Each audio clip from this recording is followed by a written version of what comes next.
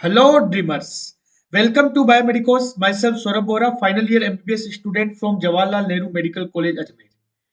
देखिए, आज इस वीडियो में मैं बताने वाला हूँ क्लास 12th के वो कौन से इंपॉर्टेंट टॉपिक्स है फिजिक्स में जिससे आप कंप्लीटली अच्छे से पढ़ाई करो तो अच्छे मार्क्स स्कोर कर सकते हो नीट यूजी 2023 में। ऐसे ही मैंने 11th के भी बताए हैं आपको, और ऐसे ही मैंने पूरे फिजिक्स का चैप्टर वाइज एनालिसिस भी किया है मैंने कि किस चैप्टर से रिसेंटली 4 साल में 2029, 2020 और 2021 और 2022 4 सालों में रिसेंटली एनटीए ने किस किस चैप्टर से फिजिक्स में कितने कितने क्वेश्चन पूछे हैं।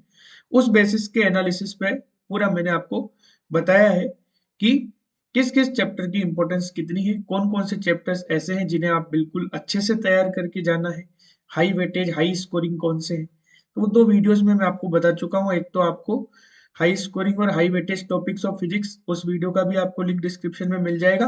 और एक 11th क्लास की फिजिक्स के चैप्टर वाइज इंपॉर्टेंट टॉपिक्स कौन कौन से हैं वो भी मैं आपको बता चुका हूँ, उस वीडियो का लिंक भी डिस्क्रिप्शन में मिल जाएगा। इस वीडियो में अपन क्लास 12th के फिजिक्स के इंपॉर्टेंट टॉपिक्स के बारे में बात करेंगे जो नीट यूजी 2023 के लिए काफी इंपॉर्टेंट है। इसलिए ये वीडियो नीट यूजी 2023 के एस्पिरेंट्स के लिए काफी इंपॉर्टेंट है। तो जैसा कि मैंने आपको पहले भी बताया था कि हाई वेटेज या हाई स्कोरिंग चैप्टर्स या यूनिट्स में से 11 के बहुत कम यूनिट्स आते हैं, 12 के ज्यादातर यूनिट्स बहुत ज्यादा हाई स्कोरिंग है। तो कौन कौन से हाई स्कोरिंग यूनिट्स है? तो एक तो इलेक्ट्रोस्टैटिक्स, काफी ज्यादा हाई स्कोरिंग है। करंट इलेक्ट्रिसिटी एक ऐसा टॉपिक है जो रिसेंटली 4 सालों में हर साल 3-4 क्वेश्चन आते हैं इससे। इलेक्ट्रोमैग्नेटिक वेव इसलिए स्कोरिंग बोला है क्योंकि छोटा चैप्टर है और एक क्वेश्चन आता है इससे, एक कभी कभी दो भी आ जाते हैं क्योंकि 50 क्वेश्चन आने लग गए अब। उसके बाद नेक्स्ट जो हाई स्कोरिंग है बिल्कुल वो सबसे ज्यादा है ऑप्टिक्स, क्योंकि रे ऑप्टिक्स और वेव ऑप्टिक्स दोनों को मिला के 5 क्वेश्चन आते हैं। जैसे ये करंट इलेक्ट्रिसिटी से 3 क्वेश्चन और ये यहाँ से वेव ऑप्टिक्स से 5 क्वेश्चन, रे प्लस वेव दोनों को मिला के 8 क्वेश्चन यहाँ से पक्के हैं इन दो चैप्टर से। ठीक है। फिर मॉडर्न फिजिक्स जो है इसमें 4 चैप्टर आते हैं, dual nature of matter and radiation, atom, nuclear और सेमीकंडक्टर। तो ये चारों चैप्टर बहुत इंपॉर्टेंट है। इसमें से जो अपना ड्वेल नेचर है उससे 2 क्वेश्चन आते हैं, और एटम से एक, न्यूक्लियर से 2 मिल जाएंगे आपको, 3 मिल जाएंगे आपको सेमीकंडक्टर से। 3 और 2 5 और एक 6 और 2 8, टोटल मॉडर्न फिजिक्स से आपको 8 क्वेश्चन मिल जाएंगे। ठीक है। मैं आपको बता रहा हूँ एवरेज कितने क्वेश्चंस आप इन टॉपिक्स को तैयार करके स्कोर कर सकते हो। इलेक्ट्रोस्टैटिक्स के दोनों चैप्टर से 5 मिल जाएंगे आपको, इलेक्ट्रोमैग्नेटिक वेव से एक ही मिलेगा, और मैग्नेटिज्म से आपको 4 क्वेश्चन मिल जाएंगे दोनों चैप्टर से। 5 और 3 8 और एक 9 और 5 14 और 8 22 और 4 26। तो टोटल आप ये चैप्टर्स या ये यूनिट्स तैयार करके इजीली 100+ स्कोर खड़ा कर सकते हो, 100 से ज्यादा स्कोर आप इकट्ठा कर सकते हो। ये तो सिर्फ 12th की बात करिए, अगर आप 11th वाला भी वीडियो देखोगे तो डेफिनेटली आप 140+ स्कोर कर सकते हो, जो कि अगर आप SC और ST कैटेगरी के कैंडिडेट हो तो आपके लिए काफी अच्छा स्कोर है, आपकी एक अच्छी रैंक आ सकती है अगर आपने केमिस्ट्री और बायो में भी अच्छा स्कोर किया है तो। और अगर आप जनरल OBC EWS कैटेगरी के कैंडिडेट हो और आपने केमिस्ट्री बायो में ठीक ठाक स्कोर किया है, जैसे आपने केमिस्ट्री में 150 तक स्कोर किया है ना, और बायोलॉजी में आपका स्कोर 320 तक है, ठीक है, तो उस केस में आपकी जो फिजिक्स है अगर आप 140+ स्कोर करते हो तो डेफिनेटली आपका सिलेक्शन हो जाएगा। ठीक है। तो इसीलिए आपके लिए ये भी इम्पोर्टेंट है। तो कोई सी भी कैटेगरी के कैंडिडेट हो सभी के लिए ये चैप्टर्स जो मैं आपको बता रहा हूँ, खासकर हर चैप्टर के इंपॉर्टेंट टॉपिक्स के बारे में डिस्कस करेंगे 12th क्लास के, काफी इंपॉर्टेंट है। हाई स्कोरिंग यूनिट्स आप देख सकते हो, electrostatics, current electricity, electromagnetic wave, optics, modern physics और मैग्नेटिज्म। इनमें से भी जो सबसे ज्यादा स्कोरिंग है वो हमारे लिए करंट इलेक्ट्रिसिटी और ऑप्टिक्स है, और मॉडर्न फिजिक्स में जो सेमीकंडक्टर इलेक्ट्रॉनिक्स है ये है। मतलब कहने का मतलब मुझे स्पेसिफिकली 3 चैप्टर की बात करें तो ये 3 चैप्टर और ज्यादा इंपॉर्टेंट है, करंट इलेक्ट्रिसिटी और ऑप्टिक्स, रे ऑप्टिक्स, और ये सेमीकंडक्टर इलेक्ट्रॉनिक्स। ठीक है। ये चैप्टर आपको जरूर जरूर तैयार करने हैं। मतलब मैं केवल शॉर्ट शॉर्ट चैप्टर्स की बात करूं जिनसे बहुत ज्यादा क्वेश्चन आते हैं 12th फिजिक्स में, वो एक तो करंट इलेक्ट्रिसिटी है, करंट इलेक्ट्रिसिटी के बाद एक हमारे पास रे ऑप्टिक्स है। ठीक है। और रे ऑप्टिक्स के बाद एक हमारे पास सेमीकंडक्टर डिवाइस है। ये 3 चैप्टर तो बहुत ही ज्यादा इंपॉर्टेंट है। ठीक है। तो मैं इस पूरे वीडियो में डिटेल में हर एक चैप्टर वाइज इंपॉर्टेंट टॉपिक की बात करूंगा। मैं केवल ऐसा नहीं कि करंट इलेक्ट्रिसिटी के आपको टॉपिक बता दूंगा या रे ऑप्टिक्स के या सेमीकंडक्टर डिवाइस के, नहीं, पूरी कंप्लीट 12th क्लास की फिजिक्स में हर एक चैप्टर से कौन कौन से इंपॉर्टेंट टॉपिक्स आप तैयार कर सकते हैं। सबसे पहले अपन बात करते हैं इलेक्ट्रिक चार्जेस एंड फील्ड, काफी इंपॉर्टेंट यूनिट है ये। इलेक्ट्रिक चार्जेस एंड फील्ड में सबसे ज्यादा जो सवाल आने के चांसेस रहते हैं वो गाउस थ्योरम से आने के रहते हैं। ठीक है, देखिए ये काफी मैंने 4-5 साल के पेपर्स को एनालाइज करके मैंने खुद 2 बार नीट दिया है तैयारी करके, 2017 में 2018 में, उस चीज के एक्सपीरियंस को इसमें अप्लाई करके ये वीडियो मैं आपके लिए लेके आया हूँ। इसलिए वीडियो को एंड तक देखिए, थोड़ा सा लेंथी हो सकता है लेकिन काफी इंफॉर्मेटिव आपके लिए रहने वाला है और सारे तरह के कैंडिडेट्स के लिए ये काफी यूजफुल होने वाला है। तो इलेक्ट्रिक चार्जेस और फील्ड जो है, इससे गाउस थ्योरम के क्वेश्चंस ज्यादा आते हैं। एप्लीकेशन बेस्ड गाउस थ्योरम की एप्लीकेशन, कि जैसे लॉन्ग इनफाइनाइट वायर की वजह से आपको इलेक्ट्रिक फील्ड निकालना आना चाहिए, इनफाइनाइट शीट की वजह से आपको आना चाहिए, और खासकर एक होलो स्फेरिकल शेल है, उससे आपको एक ऐसा पॉइंट जो उसकी रेडियस, उसकी जो पोजीशन है वो उसकी रेडियस से कम हो, या फिर उसकी पोजीशन रेडियस के ऊपर हो, मतलब सरफेस पे हो गया, या फिर वो सरफेस से बाहर हो। तो इन तीनों डिफरेंट पॉइंट्स पे आपको होलो स्फेरिकल शेल की वजह से इलेक्ट्रिक फील्ड निकालना आना चाहिए। ये सबके सब गाउस थ्योरम के ऊपर एप्लीकेशन बेस्ड है। ठीक है, नेक्स्ट जो इंपॉर्टेंट टॉपिक है इस electric charges and field electrostatics से, वो इलेक्ट्रिक डाइपोल है। Electric dipole second most important topic है गाउस थ्योरम के बाद। यहाँ पे आपको एक्सियल और इक्वेटोरियल पॉइंट पे इलेक्ट्रिक फील्ड निकालना आना चाहिए, टार्क निकालना आना चाहिए आपको इलेक्ट्रिक डाइपोल का। एक्सटर्नल इलेक्ट्रिक फील्ड में अगर एक इलेक्ट्रिक डाइपोल को रख दिया तो, और एक पोजीशन से दूसरी पोजीशन पर रोटेट करने के लिए कितना वर्क डन आपको करना पड़ेगा इलेक्ट्रिक डाइपोल के लिए। तो ये गाउस थ्योरम और इलेक्ट्रिक डाइपोल, ये दोनों मोस्ट इंपॉर्टेंट टॉपिक है इलेक्ट्रिक चार्जेस एंड फील्ड में से। ठीक है, नेक्स्ट अपन बात करेंगे इलेक्ट्रोस्टैटिक पोटेंशियल एंड कैपेसिटेंस। यहाँ पे देखिए इलेक्ट्रोस्टैटिक पोटेंशियल एंड कैपेसिटर में से जो सबसे इंपॉर्टेंट है, बहुत ज्यादा इंपॉर्टेंट जो टॉपिक है, वो हमारे पास कौन सा है, वो हमारे पास है कैपेसिटर। कौन सा इंपॉर्टेंट टॉपिक है, कैपेसिटर। कैपेसिटर आपको पूरा पढ़ना है, स्पेसिफिकली आपको पैरेलल प्लेट कैपेसिटर पढ़ना है, स्फेरिकल कैपेसिटर या सिलेंड्रिकल नहीं। तो उसमें आपको क्या पढ़ना है कि जब दोनों प्लेट्स के बीच में अगर एयर फिल कर रखी है, या फिर अपन ने डाइलेक्ट्रिक फिल कर रखी है, दोनों ही केस में कैपेसिटी का फॉर्मूला क्या होगा। अगर कैपेसिटर्स को सीरीज में पैरेलल में कंबाइन कर रखा है तो उनकी कैपेसिटी का फॉर्मूला क्या होगा। कैपेसिटर में कितनी एनर्जी स्टोर रहती है, और एक चार्ज कैपेसिटर को अगर एक अनचार्ज कैपेसिटर से कनेक्ट कर दिया जाए तो कितना परसेंट एनर्जी लॉस होगा। तो कैपेसिटर पूरा तैयार करना है आपको। इसके अलावा कैपेसिटर की प्लेट के बीच में एनर्जी डेंसिटी का क्या फॉर्मूला होता है। ठीक है, एनर्जी डेंसिटी का फॉर्मूला होता है half epsilon not E square. कहने का मतलब आपको पूरा पढ़ना है एनर्जी डेंसिटी। ठीक है, केवल एनर्जी पूछ ले तो फिर आपको वॉल्यूम से भी मल्टीप्लाई करना पड़ेगा, ए इंटू डी से। कैपेसिटर आपको पूरा पढ़ना है। इलेक्ट्रोस्टैटिक पोटेंशियल एंड कैपेसिटर में कैपेसिटर इंपॉर्टेंट है। इसके अलावा कुछ कुछ क्वेश्चंस आपके इलेक्ट्रिक पोटेंशियल से भी आते हैं। ठीक है, इलेक्ट्रिक पोटेंशियल में क्या पढ़ना है आपको, एक पॉइंट चार्ज की वजह से पोटेंशियल कैसे निकालते हैं अपन, के क्यू बाई आर से। ठीक है, डाइपोल की वजह से अपन इलेक्ट्रिक पोटेंशियल एक्सियल पॉइंट पे या इक्वेटोरियल पॉइंट पे अपन कैसे निकालते हैं, एक्सियल हो गया और इक्वेटोरियल हो गया, कैसे निकालते हैं। ठीक है, एक बड़ी ड्रॉप है उसको अपन ने एन छोटी ड्रॉप्स में कन्वर्ट कर दिया तो पोटेंशियल पे क्या फर्क पड़ेगा। इलेक्ट्रिक फील्ड और पोटेंशियल में क्या रिलेशन है, यहां से भी सवाल आते हैं।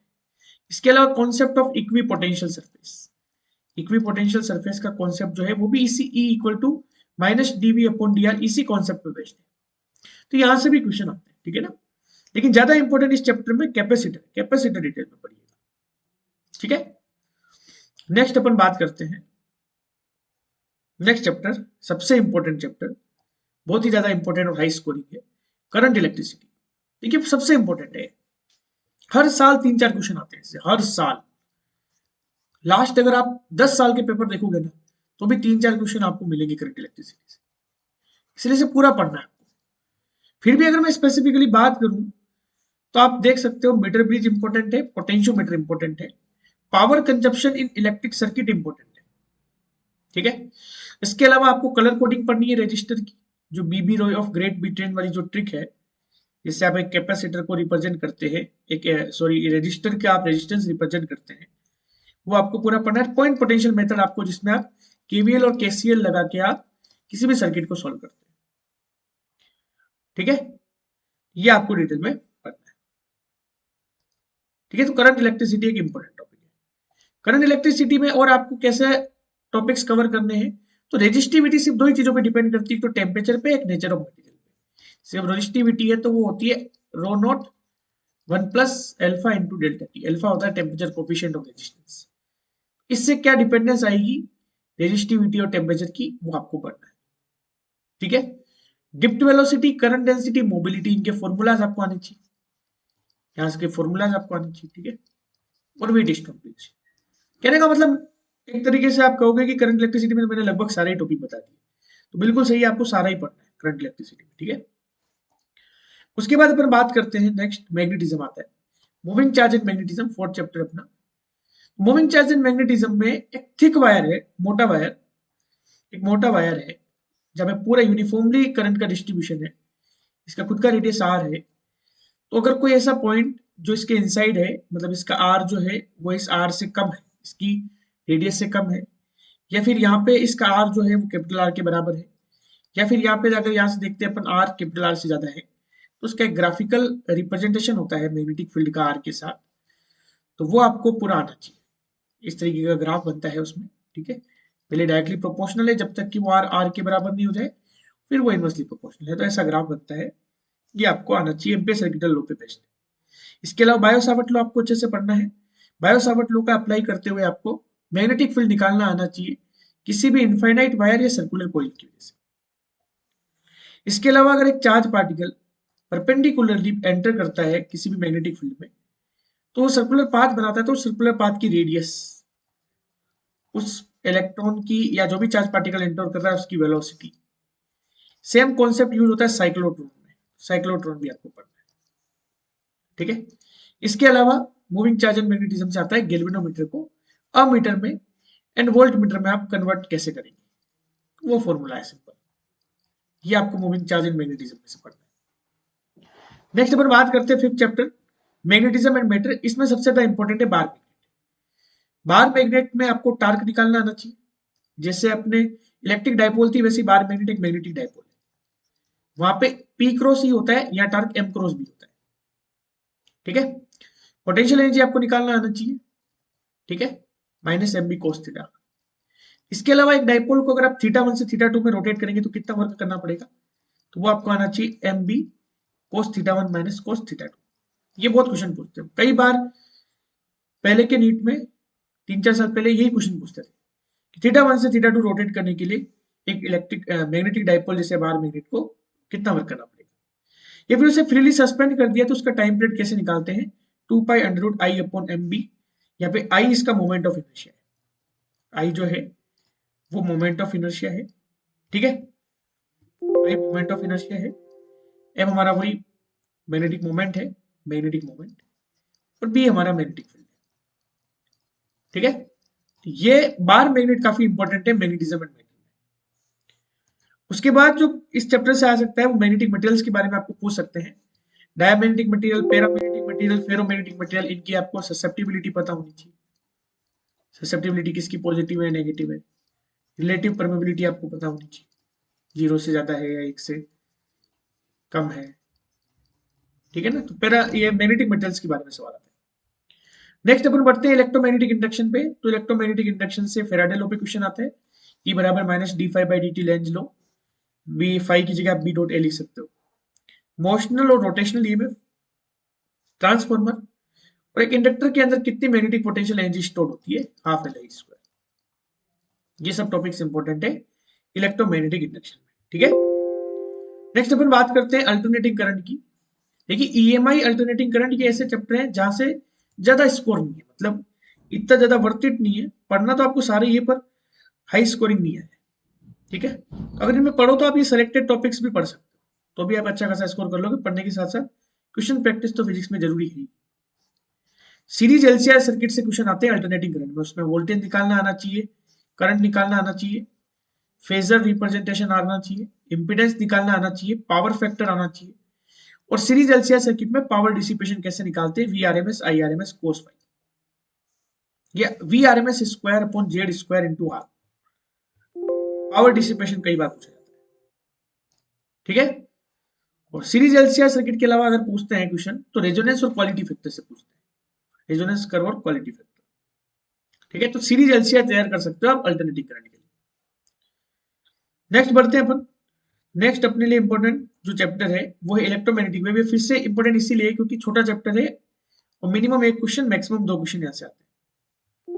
इसमें पॉइंटिंग वेक्टर आपको आना चाहिए कि electric field cross magnetic field, इससे आपको पता लग जाएगा direction of propagation of electromagnetic wave क्या है। स्पीड ऑफ इलेक्ट्रोमैग्नेटिक वेव का formula E naught upon B naught, ठीक है। इसके अलावा इलेक्ट्रिक फील्ड का मैग्नेटिक फील्ड के अंदर पोटेंशियल एनर्जी में क्या कंट्रीब्यूशन है, तो 1:1 का है, जबकि इनका रेशियो जो है इनके मैग्नीट्यूड का वो C:1 है। ये पूछा गया है, AAEE में आया हुआ है तो नीट में भी आ सकता है। इसके अलावा इलेक्ट्रोमैग्नेटिक स्पेक्ट्रम आपको gamma rays, X rays, UV rays, visible, infrared, microwave, radio wave, इन सबकी फ्रीक्वेंसी का ऑर्डर, इन सबकी वेवलेंथ और इन सबके यूज आपको आने चाहिए। ये आप छोटा चैप्टर है, आराम से 2-3 घंटे में तैयार कर सकते हो। तो इलेक्ट्रोमैग्नेटिक वेव में पॉइंटिंग वेक्टर और इलेक्ट्रोमैग्नेटिक स्पेक्ट्रम पे आपको ज्यादा फोकस करना है। नेक्स्ट अपन बात करते हैं ray optics and optical instrument, again an important chapter, most important. तो करंट इलेक्ट्रिसिटी के बाद मोस्ट इंपॉर्टेंट इसी को कहूंगा। रे ऑप्टिक्स में आप ऑप्टिकल इंस्ट्रूमेंट तैयार कर लीजिए। एक एस्ट्रोनॉमिकल टेलीस्कोप है, कंपाउंड माइक्रोस्कोप है। ज्यादातर एस्ट्रोनॉमिकल टेलीस्कोप से आता है क्वेश्चन। वो दो ही चीज पूछेगा, या तो आपको रिजोल्विंग पावर पूछेगा या फिर मैग्नीफाइंग पावर पूछेगा, सिंपल, ठीक है। ऑप्टिकल इंस्ट्रूमेंट जरूर तैयार करना है। उसके अलावा दूसरा आपको पूछ सकते हैं लेंस से, ठीक है। तो जो लेंस है, लेंस से आएगा lens maker formula. Lens maker formula आपको आना चाहिए, जो होता है ना 1/f is equal to mu minus 1 1/r1 minus 1/r2। इसके अलावा लेंस फॉर्मूला और कॉम्बिनेशन ऑफ लेंस, ये इंपॉर्टेंट है, ठीक है। नेक्स्ट प्रिज्म से भी काफी बार क्वेश्चन आते हैं। प्रिज्म से आपको रिफ्लेक्टिव इंडेक्स आना चाहिए जब मिनिमम एंगल ऑफ डेविएशन सफर कर रही है रे ऑफ लाइट, जब वो प्रिज्म पे पास कर रही है तो आपको प्रिज्म आना चाहिए। ज्यादा इंपॉर्टेंट ऑप्टिकल इंस्ट्रूमेंट और लेंस है रे ऑप्टिक्स में, ठीक है। हालांकि पढ़ना आपको पूरा है रे ऑप्टिक्स, बहुत इंपॉर्टेंट है। फिर है next wave optics. Wave optics में फिक्स है YDAC तैयार कर लीजिए, Young's double slit experiment, interference pattern, ये आपको आना चाहिए। इसमें पूरा फ्रिंज विड्थ आनी चाहिए आपको, कैसे निकालते हैं, पोजीशन आनी चाहिए, लैम्बडा d/d से निकालते हैं अपन, है ना। डार्क फ्रिंज पूछ ले चाहे ब्राइट फ्रिंज पूछ ले, है ना। सिंगल स्लिट डिफ्रेक्शन पैटर्न फ्रोनहोफर का, ये आपको क्लियर करना है, ठीक है। और पोलेरॉइड का एंगल पे रोटेट कर दिया, मेलस लॉ लगाना है आपको, उससे इंटेंसिटी निकालनी है I0 cos स्क्वायर फाई, इस फॉर्मूले को यूज करके। और ब्रिस्टल लॉ कि पोलराइजेशन ड्यू टू रिफ्लेक्शन है, इसमें tan phi b, ये होता है mu equal to tan phi b, ये हमारा ब्रिस्टल एंगल होता है, ये हमारा रिफ्रैक्टिव इंडेक्स होता है। YDAC और ब्रिस्टल ये ज्यादा इंपॉर्टेंट है वेव ऑप्टिक्स में से, ठीक है। वेव ऑप्टिक्स के बाद अपन बात करते हैं dual nature of matter and radiation.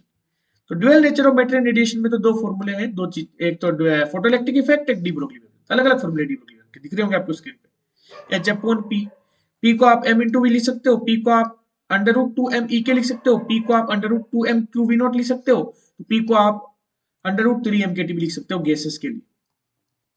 ये सिंपल हो गया, ये डी ब्रोगली वेव खत्म है। क्वेश्चन प्रैक्टिस कर लेना इसकी। और एक फोटो इलेक्ट्रिक इफेक्ट का सिंपल फॉर्मूला आता है, E बराबर मतलब काइनेटिक एनर्जी E के बराबर h new minus h new not. यहाँ से फोटो इलेक्ट्रिक इफेक्ट और डी ब्रोगली वेव तैयार कीजिए। ड्यूअल नेचर से दो क्वेश्चन, एक फोटो इलेक्ट्रिक से, एक डी ब्रोगली से, बिल्कुल फिक्स। उसके बाद एटम से हाइड्रोजन स्पेक्ट्रम का सवाल आता है कि first line, second line, third line, last line, Lyman series के लिए बामर, पास्टन, ब्रैकेट, फंड, कोई भी एक पूछ लेगा, उसके लिए आपको वेवलेंथ का ऑर्डर पूछ लेगा। या तो लाइमन की फर्स्ट से लाइन का, पास्टन की थर्ड लाइन का क्या ऑर्डर है वेवलेंथ का, सिंपल। तो ये एटॉमिक हाइड्रोजन स्पेक्ट्रम से ज्यादा सवाल आते हैं एटम से। फिर बात करते हैं अपन न्यूक्लियर वाले चैप्टर से, मॉडर्न फिजिक्स में चल रहे हैं अपन। यहाँ से रेडियस ऑफ न्यूक्लियस का फॉर्मूला इंपॉर्टेंट है, R बराबर R0 A⁴ R radius of nucleus है, R0 फिक्स होती है 1.2 फर्मी, और A जो है वो मास नंबर है, A जो है हमारे लिए वो मास नंबर है। इनका रेशियो पूछ सकते हैं, रेशियो वाले सवाल आते हैं। रेडियो एक्टिविटी सबसे इंपॉर्टेंट है न्यूक्लियर वाले चैप्टर में, एक्टिविटी का लैम्डा इंटू एन, और किसी भी टी टाइम पे कितने न्यूक्लियाई डीके के बाद बचेंगे उसका फॉर्मूला होता है NT is equal to N0 1/2 T/T½ ये हाफ लाइफ है, और ये T है वो कितना समय लगेगा उसको डिग्रेड होने में, ठीक है। ये न्यूक्लियर हो गया। उसके बाद सबसे important, again third most important, वो है हमारे पास सेमीकंडक्टर इलेक्ट्रॉनिक्स। यहां से एक लॉजिक गेट बिल्कुल तैयार कर लीजिए, यहां से एक सवाल पक्का है, बिल्कुल सिंपल है लॉजिक गेट को समझना। आपके पास टोटल 5 गेट है, ठीक है। एंड हो गया, और हो गया, नेंड हो गया, नॉट हो गया, नोट हो गया। इनके बुलियन एक्सप्रेशन निकालना आना चाहिए आपको, ट्रुथ टेबल बनाना आना चाहिए, इनके सिंबॉलिक रिप्रेजेंटेशन पता होना चाहिए।